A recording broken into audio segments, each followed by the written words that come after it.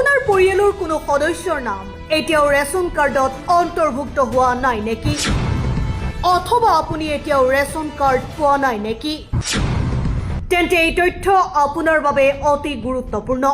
কম নতুন সদস্যৰ নাম ৰেচন কাৰ্ডত কেনেকৈ যোগ কৰিব, কি কি নথি পত্ৰ লাগিব আৰু আবেদন কেনেকৈ কৰিব, আৰু এই ভিডিঅ'টো অধিক সংখ্যক মানুহৰ ওচৰলৈ শ্বেয়াৰ কৰি সহায় কৰক। সৰ্বপ্ৰথমে অসম চৰকাৰৰ ৰাজহুৱা বিতৰণ ব্যৱস্থাৰ অফিচিয়েল পৰ্টেললৈ যাব লাগিব।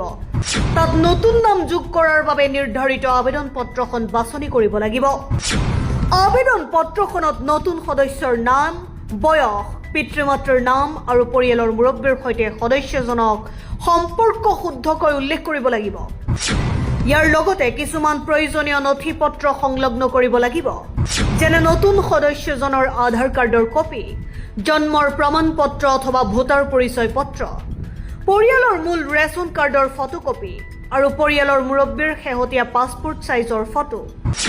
যদি কোনো মহিলা বিয়াৰ পিছত নতুনকৈ পৰিয়াললৈ আহিছে, তেন্তে আগৰ ৰেচন কাৰ্ডৰ পৰা নাম কৰ্তন কৰা প্ৰমাণ পত্ৰ জমা দিব লাগিব।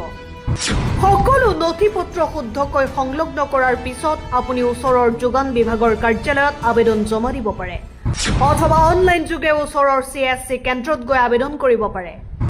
তাৰ পিছত সংশ্লিষ্ট বিভাগীয় বিষয়াই আপোনাৰ নথি পত্ৰসমূহ পৰীক্ষা কৰিব। সকলো তথ্য সঠিক পোৱা গ'লে অতি কম দিনৰ ভিতৰতে নতুন সদস্যৰ নাম ৰেচন কাৰ্ডত অন্তৰ্ভুক্ত কৰা হ'ব। নাম অন্তৰ্ভুক্ত হোৱাৰ পিছত আপুনি অনলাইন যোগে নতুন ডিজিটেল ৰেচন কাৰ্ডখনো ডাউনলোড কৰি ল'ব পাৰিব।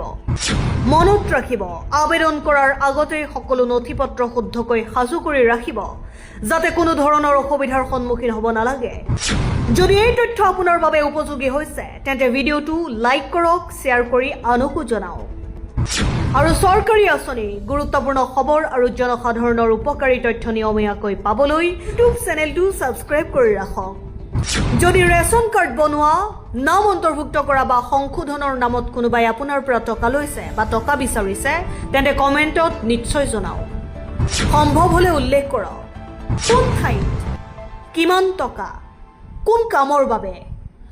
আপোনাৰ এটা কমেণ্টে আন বহু লোকক সজাগ হোৱাত সহায় কৰিব আৰু দুৰ্নীতিৰ বিৰুদ্ধে মাত মাতিবলৈ সাহস দিব। কমেণ্ট কৰক, শ্বেয়াৰ কৰক।